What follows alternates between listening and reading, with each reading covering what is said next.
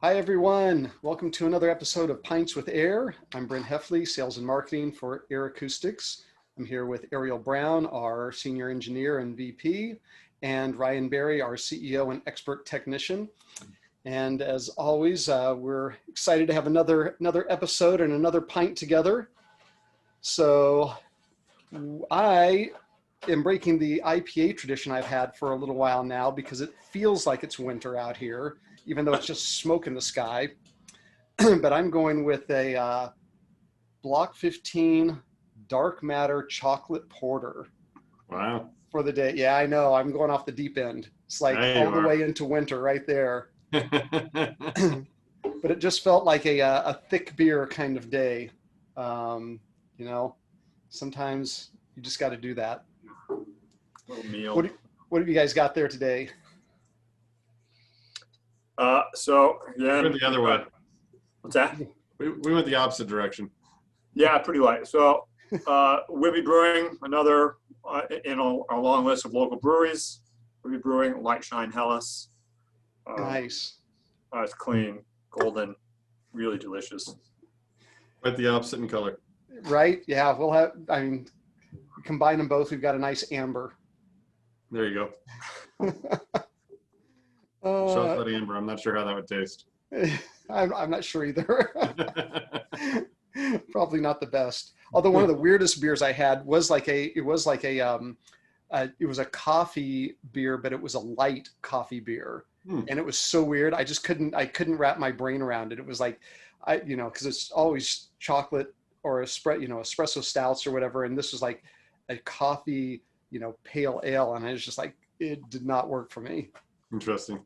Yeah. Next couple of weeks, we'll have to find a good Oktoberfest beer since it's the right end of September, which is officially right. Absolutely. So speaking of which, if you're watching this before Oktoberfest is over, send us some ideas. Send us your favorite Oktoberfest beer. Put them in the comments, the YouTube comments, or email us at pints@ayre.com, and we'll go search some of those out. That'll be fun. All right, so our audio topic today is something that's very near and dear to our hearts and a core part of our technology, which is volume control. Got to have it, right? It would be hard to listen to music well without it. Yeah, and also probably one of the often overlooked and one of the single most important stages in the audio chain. Yeah, absolutely. The point where you can do the most damage. Yep. Yeah, and you're right. It is often overlooked. There's not a lot of people that talk about different technologies there. It's like number of steps or dB of gain, whatever. But it's not like how that actually happens, and it's critical. And I'll never forget the first Ayre product I ever owned was a K1. And the volume control, the knob was huge because you had to have that leverage to turn that Shalco switch inside because it was purely mechanical, and there was a lot of resistance there. And that switch has always been kind of a core piece, from the beginning, right, Ariel? Yeah. Beginning with the K1 and then its little sister, the K3. They used multi-step rotary switch, and so it has distinct positions. I think the K1 had 46, I believe. Seems about right. Yeah. And so the Shalco, when the K1 was made, there were a couple companies. There weren't many. I think it was fairly early on where Shalco was used in the audio industry. Uh-huh. And so features of Shalco are self-cleaning silver on silver contact switches, and it's a pretty expensive solution, but it's the most high fidelity solution. And the K1, because we're a balanced circuitry, with a stereo preamplifier, we have to have 4 different decks of the Shalco rotary switch, which would be part of which is what contributes to that friction, because you have to move 4 separate wipers. Right, and it's not like they just with belts and pulleys on the one circuit board and the shaft, and there was a stepper motor. It was quite the contraption. Right. Yeah. And we had to assemble all that, not only like use those, but actually like invent how they were going to be mounted, the pulley Yeah. system for everything, and implement it, because you just don't buy that as an off the shelf solution. That's something that had to be Legoed together there. Yeah, and so the K1, that was, our implementation there was, a somewhat traditional stepped attenuator as initial signal attenuation before the gain stage, which Right. is 99.9% of preamplifiers volume control. That's how they're implemented. Yeah. And we use that for those two products. And then when we created the 5 series and 7 series, later on, we had to come up with a less expensive solution, Yes. right? Because we couldn't implement the Shalco in those. Right. Yeah, there was no, that would have blown the budget by a factor of 2 at least. Right, I'm sure. Yeah, so we came up with a electronic solution there, and which was kind of a hybrid and kind of bridges our new and old technologies. And so there was a coarse pre-attenuation and then a fine, essentially variable gain, as we call it now. Right. And so that used, very affordable solid state switches in such a way that their series impedance doesn't matter the way we use them. Made for a very, very reliable, very fast, very, very user-friendly volume control, and it's still, one of our favorite products. Yeah. That it's really clean and really easy to use, and sounds remarkably good.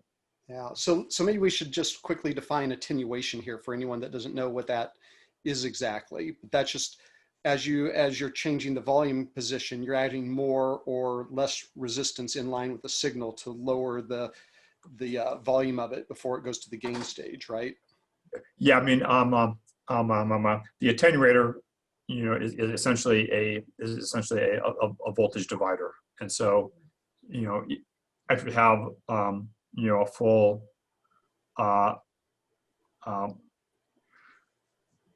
this resistive string, and if you tap off the very top of it, you are taking the whole signal. And if you're tapping off somewhere in the middle of that resistance, you are then throwing away some of that signal. Yeah, so your signal to noise ratio actually gets worse. Right. So you've got every piece of electronic equipment has a noise floor. Basically, you've got this level of noise that exists. You can't get rid of it. Right. And with your volume control, as you're turning it down, because most of the time on mine, I'm like, a quarter of the way up, maybe a third of the way up if we're really cranking it up in the house, right? So we're getting rid of about the top 2/3. Right. Yeah, so your signal to noise ratio is exactly what it sounds like. It's a measurement of the signal compared to that noise. And the higher your signal to noise ratio is, the better, because that's the representing that you're getting the most amount of signal versus the noise of the particular unit. So when you attenuate that sound, when you lower your volume in a traditional setup, you're discarding signal, but your noise stays static. Yeah, because the noise floor is predominantly defined by the gain stage, and the traditional attenuator and the signal level is defined before the gain stage. And so if you have lower signal coming into the gain stage and the fixed noise floor of the gain stage, you only get the maximum signal noise ratio that they usually state on the spec sheet if you are at maximum volume, which is like you said, that's not a typical listening position. Usually 20, 30, 40 dB lower than that. Yeah, so absolutely. You're throwing away 20, 30, 40 dB of signal noise. Right. So generally, you never listen to your preamplifier as good as it can be. Right. Right. Because the spec that you get, it says 100 or 110 dB of signal to noise ratio. That's with the volume all the way open. Mm-hmm. Yeah. Yeah, that's the best measurement, basically. So the starting with the KXR, that's where the variable gain technology came into play. Right. So I know when we were starting to develop the KXR, I remember this vividly because you know, the Shalcos were really the best switch we'd found, but we're like, they are such a pain, and we have to construct this huge thing around them, and the pulleys and the belts have to be adjusted to the factory. And Getting like, the right how can, strength of stepper motor, you know, right, getting the like, proper quality belts, the way even down to the way that we have the pulleys attached to shafts is specialized in these things to make sure that, you know, there's no rising points on there like you would get with a traditional set screw, pushing it, it over to one end of the edge of the shaft and making an uneven circle around the shaft. So, you know, everything is, you know, was meticulously thought out on that whole Shalco design by Ariel and Charlie, and all the parts that go together that actually just get those shafts to turn together. right, We looked at a lot of different, switching mechanisms because, a lot of high-end preamplifiers will use a relay resistor switching scheme to implement the volume control. And so, before that, we believed that, that relays were never quite the best switching element. But so we'd heard, some, oh, well, this one sounds pretty good with that. So we went and did a huge investigation of relays.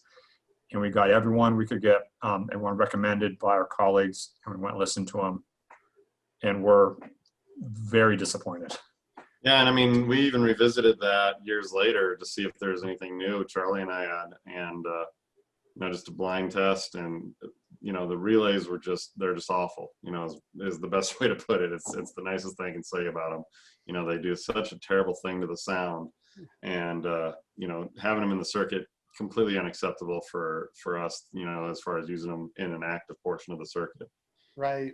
Do we know why? Like that they have that effect on the sound? Is there just a lot more room for noise in them, or Well, it's hard to pinpoint. I mean, part of it can be the very close proximity to the magnetic structure required to actually operate them, and as well as just the surface-to-surface contact, which is not a sliding contact like a Shalco, which is self-cleaning.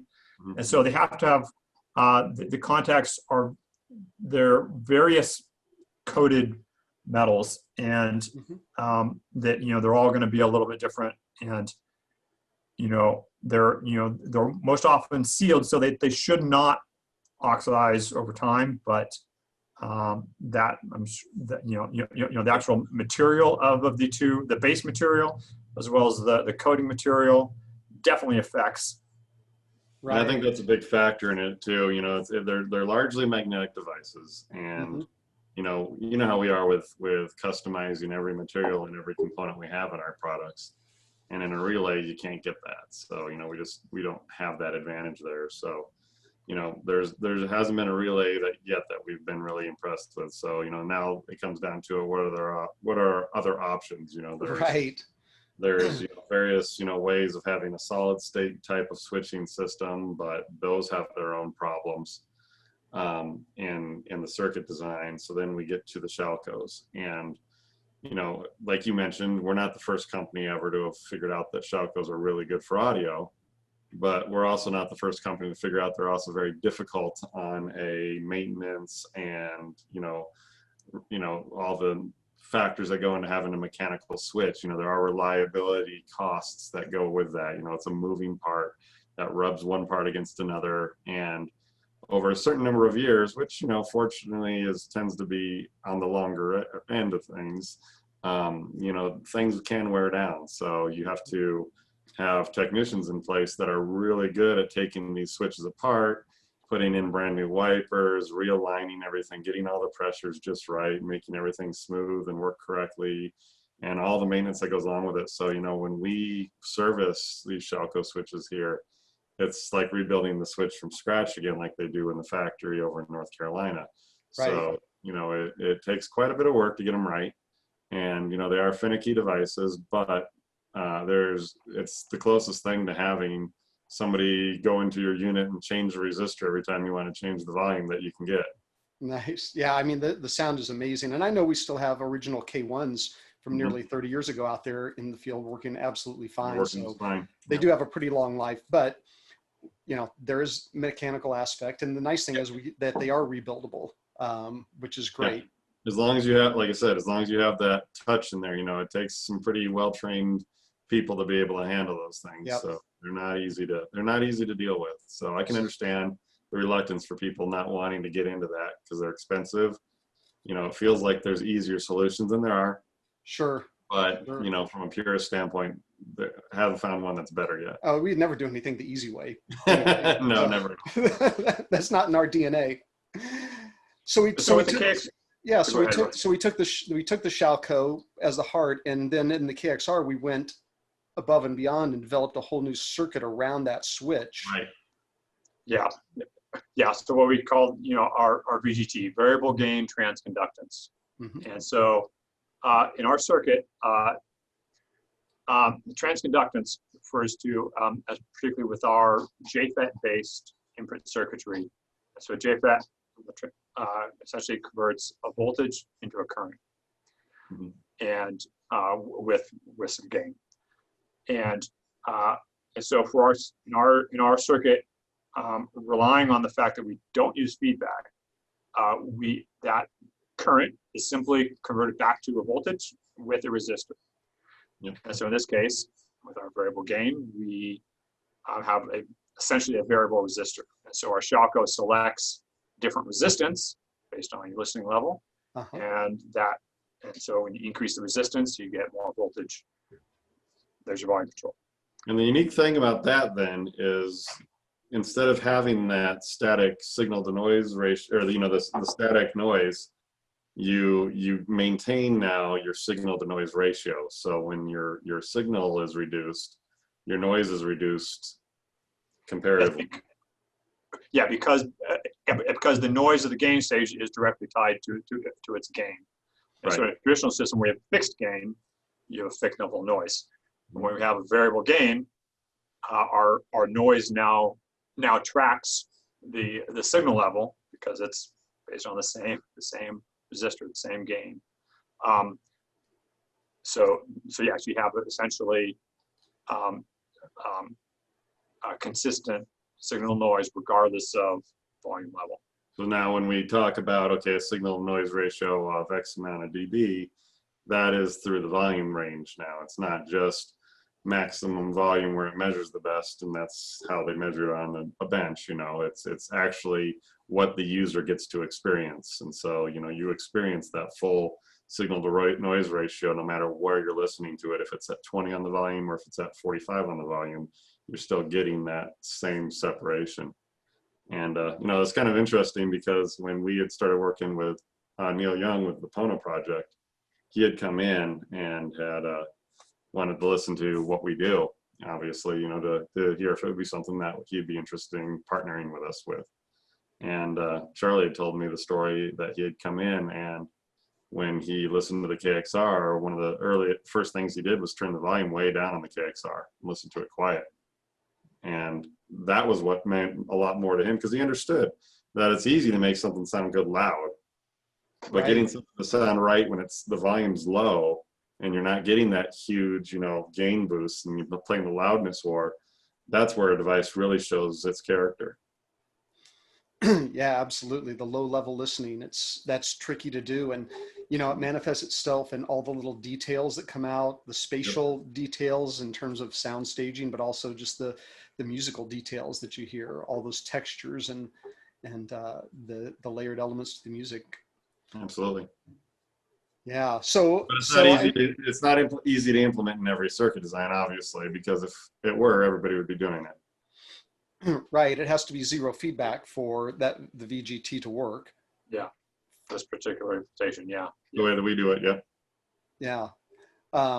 And, you know, in that whole process of developing the KXR, I mean, it's really a variable gain amplifier, just a small amplifier, right? So you guys went through, I'm sure, a number of iterations in working with that VGT module. Did anything cool happen? Anything blow up? Anything exciting like that during the process? Smoke filling the the offices.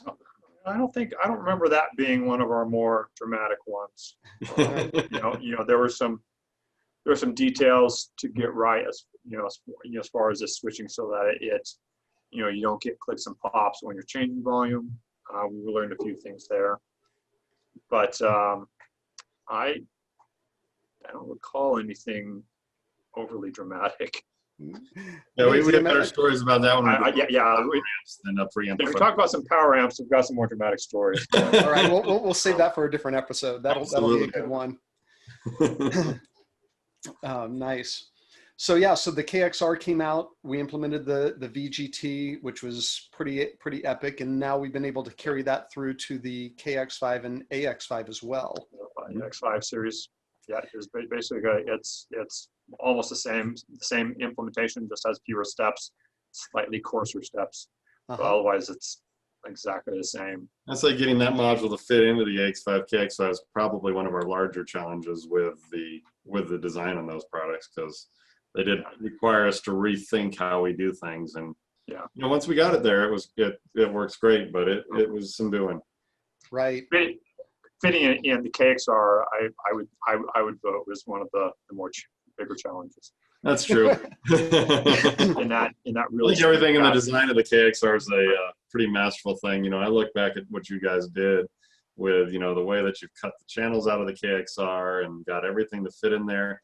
It's a work of art. I mean, it's almost one of those. It's almost a shame that they don't all have clear bottoms on them, because just to see how everything fits in there is just really, really cool. And it's definitely the reason why the KXR, that and just the pure sound of it, is why the KXR is my personal favorite Ayre product.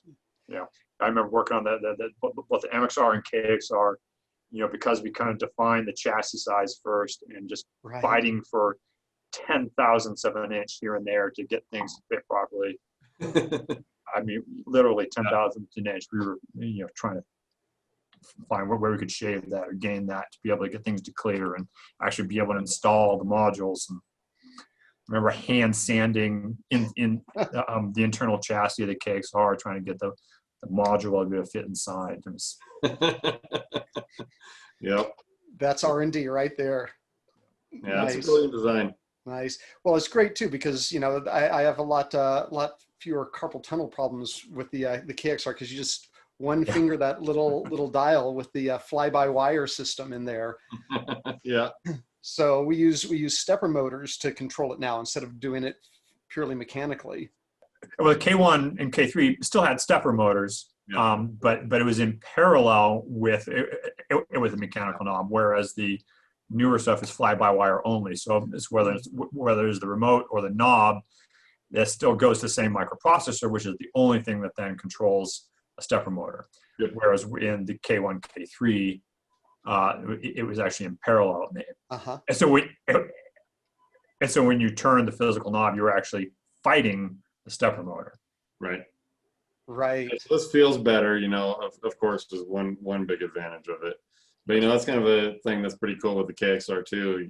When you look into there, the channels, because of the way everything is hooked together, there's no real electrical connections of much outside of controlling the mute relays that goes from anything in the logic portion of the board, which is the digital circuitry, over to the analog circuitry. There's motors that are connected by wires that connect to gears in the variable gain module, and then that's it. There's no electrical connection on that side that goes through the logic board, for example, over into those audio modules. So everything stays very isolated from one another. They each have their own aluminum pocket, so to speak, carved into that chassis.